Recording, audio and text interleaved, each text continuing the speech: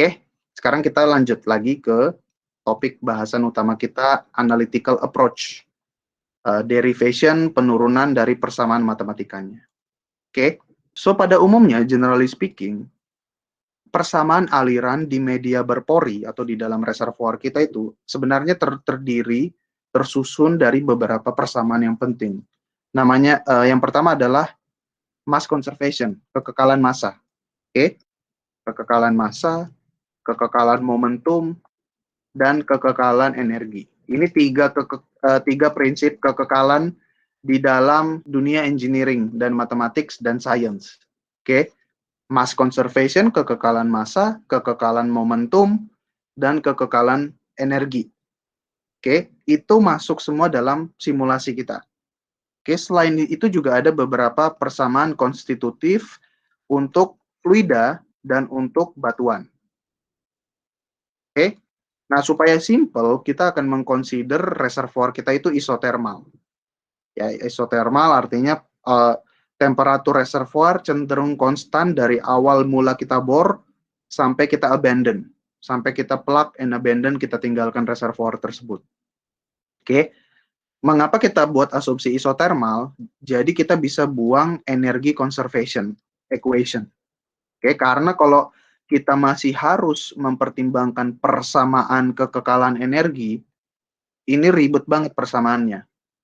Ada heat, ada energi, ada work, ya persamaan-persamaan yang kalor, energi, daya, itu semuanya harus kita consider tuh kalau kita include equation, energy equation. Jadi itu sangat ribet dan itu membuat mesin simulatornya akan pusing, akan calculation-nya akan sangat panjang.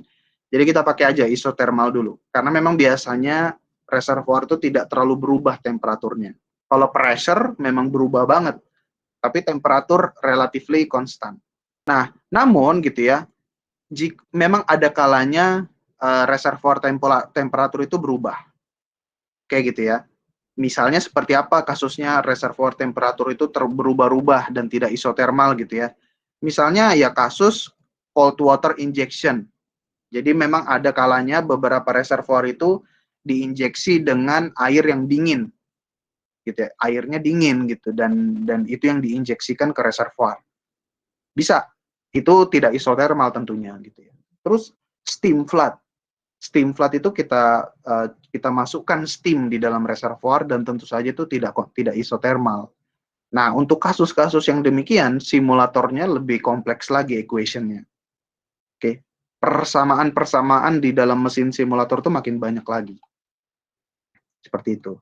Nah, kita ingat lagi gitu ya, sekarang kita bahas kekekalan massa, conservation of mass. Artinya, ketika kita mengalir, tidak ada hilang massa itu tiba-tiba di tengah jalan. Oke, gitu ya. Kalau volume hilang bisa aja, gitu ya. Volume itu bisa naik, bisa turun, gitu ya, karena volume. Sama juga dengan senyawa. Senyawa, misalnya senyawa pertama dia masuk, senyawanya senyawa karbohidrat, gitu ya. Kita masukkan ke perut kita keluarkan. Apakah karbohidratnya masih ada? Tidak, gitu ya. Karbohidratnya tidak ada lagi setelah kita makan gitu. Kenapa? Karena karbohidratnya itu sudah mengalami reaksi kimia dan karbohidratnya berubah jadi senyawa lain, gitu ya. Jadi tidak ada kekekalan senyawa. Kekekalan molekul itu tidak ada karena molekul pasti akan mengalami reaksi kimia dan mereka hilang, berubah jadi benda lain. Tapi kalau massa, ya massa itu mau dibawa kemanakan itu nggak pernah hilang. Aliran massa itu tidak pernah hilang. Makanya penting sekali kekekalan massa ini gitu kita consider dalam equation kita. Nah, misalnya kita punya lintasan seperti ini ya. Jadi kita punya balok dan balok ini adalah media yang berpori. Oke.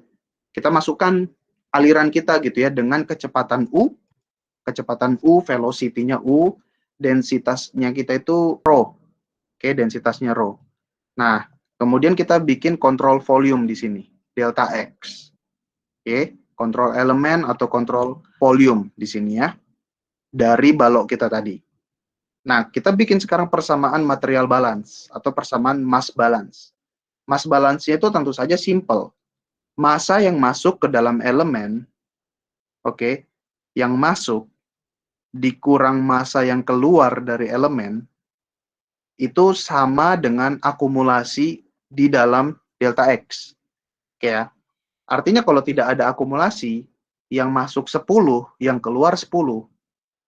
Jadi tidak ada yang tersimpan di delta X. Ya, 10 masuk, keluar 10. Tapi kalau yang masuk 10, yang keluar 8, artinya delta X tersimpan 2.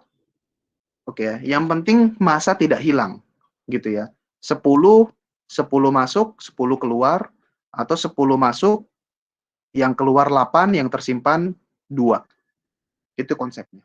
Kalau kita bikin persamaannya, maka massa yang masuk adalah velocity dikali densitas dikali A. Oke? Sama, yang keluar juga gitu ya. Yang masuk itu pada X, pada titik X, yang keluar pada X plus delta X. Jadi kalau yang di kiri ini X, ya kalau yang ini X, oke, kalau di yang kiri ini X, maka pada yang kanan ini adalah X plus delta X. Oke, sebentar. X plus delta X. Gitu ya. Jadi ini massa yang masuk di X dan yang keluar di delta X, rate of change gitu ya, kecepatan akumulasi itu dibuat equation itu seperti ini. Oke, A dikali porosity dikali delta X dikali densitas, kecepatannya itu terhadap waktu itu ini seperti ini, persamaan diferensial terhadap delta T. Oke, tapi saya pengen make sure ke kalian. Kalian paham nggak dengan konsep yang ini? A dikali U dikali rho itu jadinya apa? Ada yang paham bagian yang persamaan yang kiri? U dikali rho dikali A itu sebenarnya apa?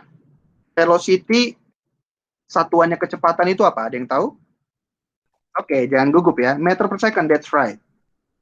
Densitas. M. Apa satuannya? Densitas adalah massa dibagi volume. Oke. Massa satuannya kita pakai yang satuan standar kilogram. Volume meter cube. Meter 3. Right? Oke. A ini apa? Luas. Luas. Satuannya? Meter kuadrat. Meter kuadrat. Oke. Jadi kalau konsep kayak gini, yang paling gampang adalah langsung kali satuannya.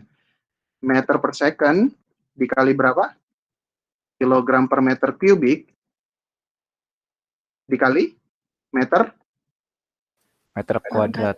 2. Meter kuadrat. Artinya ini satuannya apa? Kilogram per second. That's right. Berarti laju alir massa. Ngerti ya? Jadi velocity dikali density dikali A itu sebenarnya laju alir massa. Berapa kilogram per second masuk ke dalam elemen tadi, gitu ya, dan keluarnya berapa. Ini juga sama ini. Kalau kalian lihat ya, paling gampang satuan yang kiri harus sama dengan satuan yang kanan. Gitu ya. Jadi kalau kita mau coba nih satuan yang kanan, oke, A-nya kita udah tahu, A itu adalah luas. Oke, A-nya ini aja lah, A-nya itu luas. A dikali delta X itu kira-kira apa? A itu kan luas. Delta X itu panjang. Berarti A dikali delta X itu apa sebenarnya? Luas dikali panjang jadi volume. That's right. That's right. Jadi A dikali delta X itu adalah volume balok ini, volume kontrol elemen. Sekarang kita kali porosity. Porosity itu tidak ada satuan. Jadi A dikali delta X itu volume balok elemen dikali porosity berarti volume pori dalam elemen. Oke? Nah, we are talking about volume sekarang. Nah, terus dia bilang, tapi volume itu sekarang kita kali density. Volume kali density jadinya apa? Masa. Jadinya Kilogram. massa. Yes, kalinya kilogram. Tapi dia bilang ini adalah rate of change of mass inside the element. Jadi kecepatan terakumulasinya massa. Makanya ada dt. Oke. Jadi kalau ada liuk-liuk kayak gini, ini sebenarnya istilahnya itu tau. Tapi ini sebenarnya sama, differential equation ya. Artinya kecepatan. Kecepatan yang sangat-sangat kecil gitu. Itu namanya differential equation gitu ya. dt. Saya ngomongnya dt aja. Tapi dt satuannya t itu second. Jadi ujung-ujungnya yang kanan juga second. Oke, kalau kita bahasakan, jadi pentingnya matematika itu harus kita bahasakan dengan bahasa sehari-hari. Laju alir massa masuk dikurangi laju alir massa keluar sama dengan laju terakumulasinya komponen kita di dalam elemen tersebut. Oke, kenapa sih ini penting, kenapa sih ini penting, Sir? Ya karena aliran dalam reservoir itu harus kita representasikan seperti ini. Let's say delta X itu adalah grid, ya kan? Satu grid. Bisa aja banyak grid gitu. Bisa aja banyak grid gitu kan. Ya kita harus lakukan persamaannya di semua grid dong. Gitu. Tapi kita berangkat dari yang gampang dulu. Di satu grid, ada masuk, ada keluar, ada akumulasi. Nah, udah. Intinya kita sampai di persamaan ini dulu. Kita nggak perlu pusing karena nantinya simulator itu yang hitung. Yang penting kita ngerti di elemen itu, this is what happen gitu ya, seperti itu. Nah ini masih satu dimensi loh gitu ya, masih hanya aliran maju ke kanan. Pada kenyataannya aliran itu tidak sesimpel itu. Aliran bisa aja diagonal. Kalau diagonal itu bukan X aja, ada X, ada Y gitu ya. Dan yang jelas kita tahu aliran itu 3 dimensi, bukan X aja. Kalau X aja itu 1 dimensi. XY itu 2 dimensi. Aliran itu XYZ. Jadi 3D, 3 dimensi. Jadi persamaan ini harusnya kita lakukan 3 kali. Di sumbu Y dan di sumbu Z. Itulah namanya transport fenomena nanti kalau kalian pelajari. Kalian sudah belajar transport fenomena belum ya? Peristiwa Belum, perpindahan. Sir. Belum.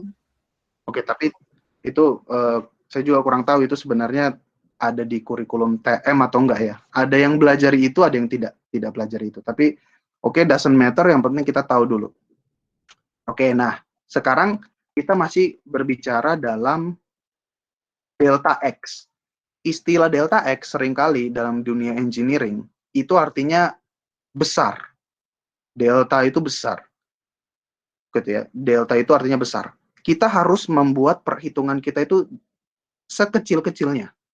Gitu ya, sekecil-kecilnya supaya perhitungan kita itu akurat.